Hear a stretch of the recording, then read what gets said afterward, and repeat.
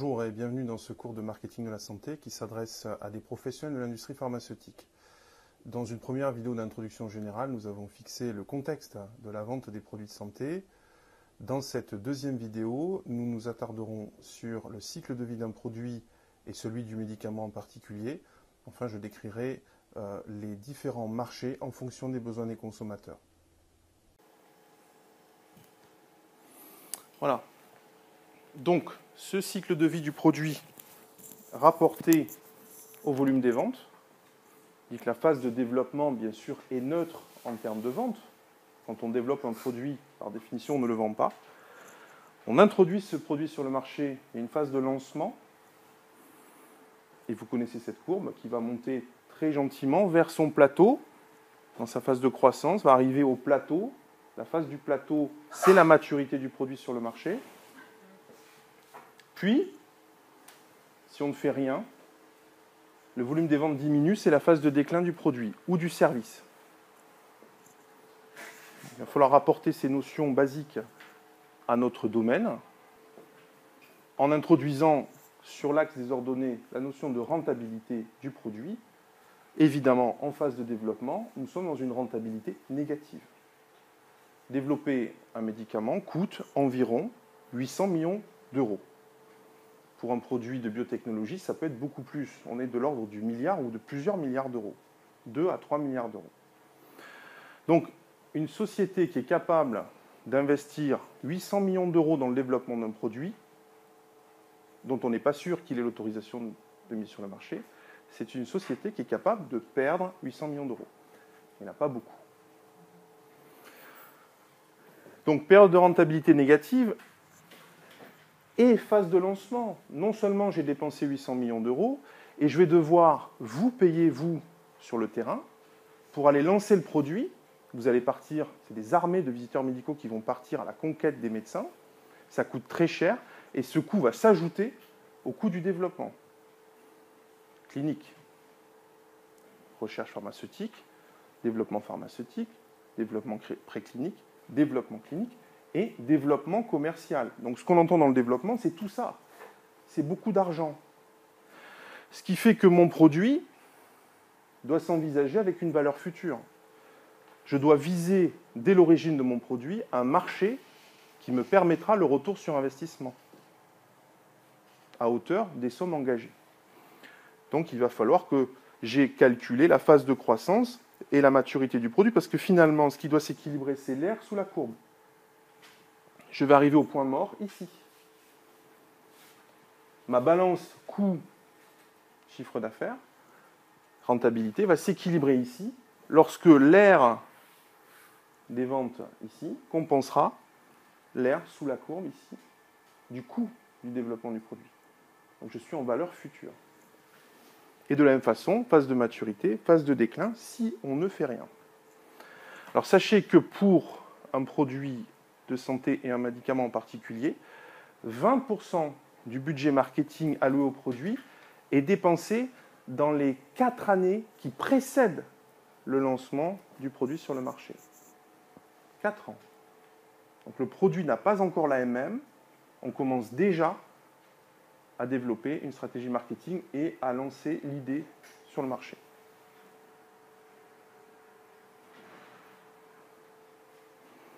Alors, si on reprend ça sur un cycle complexe, tout à l'heure, ce que je vous ai montré, c'est assez linéaire. En réalité, ce n'est pas linéaire. Il y a des boucles de rétroaction sans arrêt. C'est-à-dire qu'on peut développer un produit qui ne marche pas, pour autant, tout ce qu'on a fait n'est pas perdu. On a appris des choses et on va entrer à nouveau dans un autre développement sur un autre produit, mais qui va prendre en compte ce qu'on a trouvé, découvert, inventé sur le produit qui n'a pas marché. C'est ce qu'on voit ici. Modification, adaptation du produit en cours de route. Et c'est ce qui va permettre, par ailleurs, de relancer le produit avant la phase de déclin. Ce que veut obtenir une firme pharmaceutique, c'est que cette courbe se prolonge le plus longtemps possible pendant la vie du produit sur le marché. Comment on fait ? Eh bien, on recrée des cycles de lancement sur le même produit en cours de vie. on change la posologie, on change le marketing, on change le dosage, on trouve une nouvelle indication, c'est-à-dire qu'on a une nouvelle AMM. Donc c'est un nouveau médicament. Et on relance comme ça le principe actif pour essayer de verticaliser la courbe des ventes en évitant qu'elle reste trop longtemps au plateau. Dès qu'on sent le plateau, on relance quelque chose. Et tout ça, c'est décidé 10 ans avant. Bien sûr, puisqu'il faut 10 ans pour développer une nouvelle forme.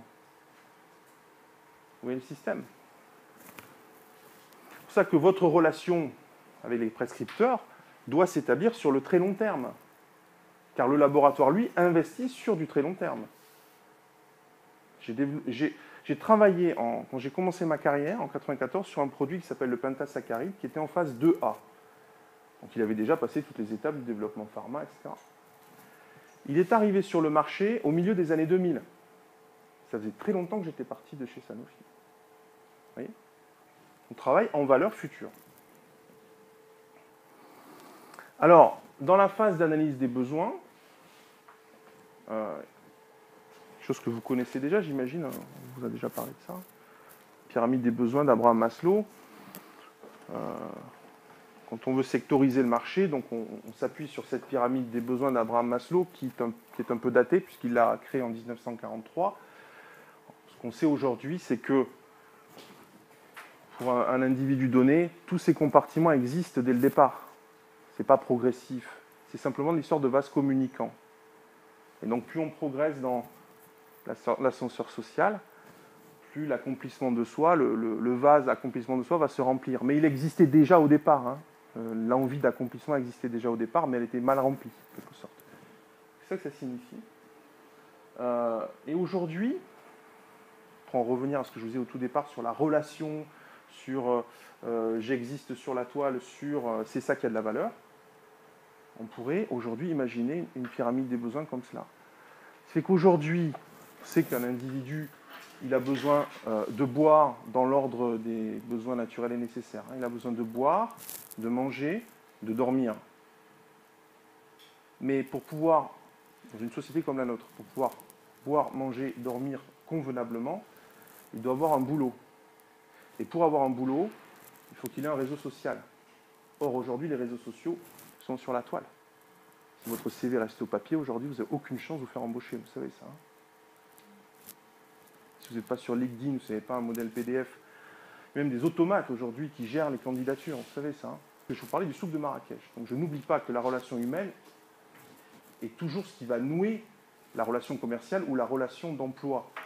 Ce que je veux dire, c'est que pour exister, pour avoir une notoriété aujourd'hui, il faut passer là-dessus, sur le Wi-Fi, sur l'Internet. Ce qu'on appelle la fracture numérique. Pour vous en convaincre encore plus, je suis allé au Sri Lanka, pour des raisons à la fois personnelles et professionnelles, et j'appelle une mission de surveillance là-bas sur la faisabilité des essais cliniques dans ces pays-là. Et qu'est-ce que je vois dans la rue? Je prends le tuk-tuk, comme tout le monde, hein. Je me fais promener en tuk-tuk. Déjà, le tuk-tuk, c'est un modèle économique. Hein. Parce qu'il y a un tuk-tuk pour tout. Bon, il y a le tuk-tuk taxi que j'ai pris, mais il y a un tuk-tuk plombier, il y a le tuk-tuk wedding planner, vous savez, ceux qui organisent les mariages. Vous avez le tuk-tuk maçon, bien sûr, le tuk-tuk peintre, le tuk-tuk couturière, le tuk-tuk pour tout. C'est-à-dire que là-bas, pour pouvoir gagner sa vie, il faut travailler. Hein. Pas trop d'autres solutions. Ah oui, non, mais il n'y a pas de filets sociaux là-bas. Il y a un système de santé, qui est très bien développé. Donc quand on est très malade, on aura ce qu'il faut. Quand on a un enfant, on aura une école gratuite. Mais entre les deux, il faut travailler. Donc chacun fait ce qu'il est, quoi. Et donc avec son tuk-tuk. Ben, pour faire fonctionner un tuk-tuk, il faut être connu, il faut une notoriété. Il faut être joignable. Donc, ce qui est essentiel dans ces pays-là, étonnamment, c'est le téléphone mobile. Et le développement du téléphone mobile dans ces pays-là a été explosif, au détriment, d'ailleurs, du réseau cuivre qu'on a connu, nous. Donc ces pays-là, ces pays en développement, sont très avancés sur le numérique, parce qu'effectivement, il faut être connecté pour avoir du boulot. Et un matin que je partais faire mon footing, je croise sur la route un tuk-tuk, mais il était arrêté, et le conducteur du tuk-tuk était allongé dans son tuk-tuk, parce que ça lui sert aussi de petite maison dans la journée. Il dormait, il faisait sa sieste. Et sur son cœur, comme ça, il tenait son téléphone. Il attendait l'appel, il attendait la commande. Vous voyez? Donc cette image m'est restée, et il y a quelque chose de fondamental là-dedans, qui est illustré par cette vue. Mais tout ça, on le sait depuis longtemps en réalité. Quand on parle de la loi du marché, on vous dit il y a l'offre et il y a la demande. Vous savez, c'est les fameuses théories, théorie de l'offre, théorie de la demande. On en parlait encore hier à l'Assemblée nationale. Est-ce qu'on va plutôt faire de l'offre? Est-ce qu'on va plutôt faire la demande? Alors que le problème, c'est la relation. La surface du marché, c'est-à-dire lorsque la demande et l'offre se rencontrent, ça correspond à la relation. Donc plus la surface de la relation est importante, plus le flux de marché est important. Ce qui explique pourquoi, en termes économiques alors, Facebook est très valorisé sur le Nasdaq et coûte des dizaines de milliards d'euros. Parce qu'ils ont 1 milliard d'utilisateurs connectés qui peuvent devenir des consommateurs. Et donc, si on va plus loin, on peut sectoriser les marchés. Cette vue s'appelle le tricala des marchés. Alors je pourrais la prochaine fois vous porter un ouvrage que j'ai utilisé pour ce cours, qui est un livre sur l'éthique de la négociation. L'éthique de la négociation. Et donc, dans cette éthique de la négociation, l'auteur définit des marchés en fonction de la priorité des consommateurs sur ce marché. Bien sûr, ce n'est pas monolithique, hein. Chacun a ses tendances. On va dire qu'on a un point qui va se déplacer sur ce triangle-là en fonction de la typologie du client. On a un marché qui peut être basé sur la qualité. Typiquement, Apple se positionne sur le marché qualité. Il dit « j'ai des produits de qualité ». On peut trouver un smartphone HTC pour 3 fois moins cher. Mais lui dit « moi, le mien, il est de qualité ». Donc, celui qui va sur ce produit recherche la qualité. Il y a le marché qui est axé sur la nouveauté. Typiquement, le marché du geek. Les geeks sont axés nouveauté. Et puis, il y a un autre marché qui est basé sur la quantité. Ce marché, vous le rencontrez quand vous allez chez Leader Price, dans les grandes enseignes de distribution, les produits de grande consommation. Ce qui compte, c'est d'avoir de la quantité, du choix et des prix. Sur le versant nouveauté-quantité, on est dans une forme d'intelligence logique chez le consommateur. Quand on est dans la recherche de la qualité et dans la quantité, on est dans une forme d'intelligence normative, plutôt rationnelle. Et quand on est dans la recherche sur la pente qualité-nouveauté, on est plutôt dans une forme d'intelligence analytique, analogique, au sens où on analyse aussi. Sur ce versant-là, quantité-nouveauté, on va devoir développer l'ingénierie. Notre marché est positionné là-dessus. Quand on est sur le versant normatif, on va donner la priorité à la production et à l'industrialisation du produit, alors que quand on est sur le versant analogique, on va plutôt développer la vente et le marketing. Alors encore une fois, je le répète, tout cela n'est pas figé, ce sont des tendances qui peuvent se combiner pour aboutir à 3 grandes familles de marchés. Le marché princeps, basé sur la nouveauté, le marché accumulatif, basé sur la quantité, et le marché qualité, qui est un marché de l'élitisme. Alors je ne vais pas aller plus loin, mais après on peut encore faire d'autres séparations, ce n'est pas l'objet du cours. Et c'est pour vous montrer que sectoriser le marché, c'est aussi derrière affiner son discours marketing, profiler son discours marketing pour en arriver au one-to-one de Facebook qui va vous adresser les publicités qui vous concernent personnellement. Je suis toujours très étonné de recevoir des publicités d'un livre que j'ai envie de commander, que j'ai déjà projeté de commander. Comment ils ont su? J'ai projeté de le commander, je ne l'ai pas fait. Ils mettent un message, tu dois acheter ce livre. Ah ben oui, c'est vrai. Mais comment savent-ils? Ça, c'est très troublant. Bon, parce qu'en fait, on n'est pas si originaux que ça. On est tous différents, mais on est tous pareils. Donc on fonctionne à peu près tous pareils. Et aujourd'hui, avec les big data, on est capable de savoir comment fonctionne un consommateur, et c'est basé là-dessus.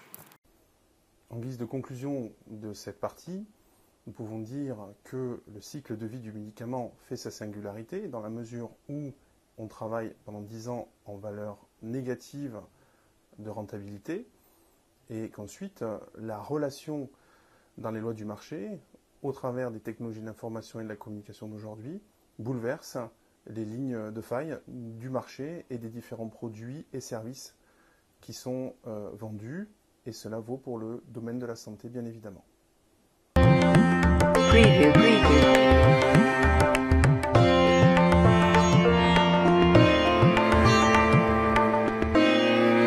Preview. Preview.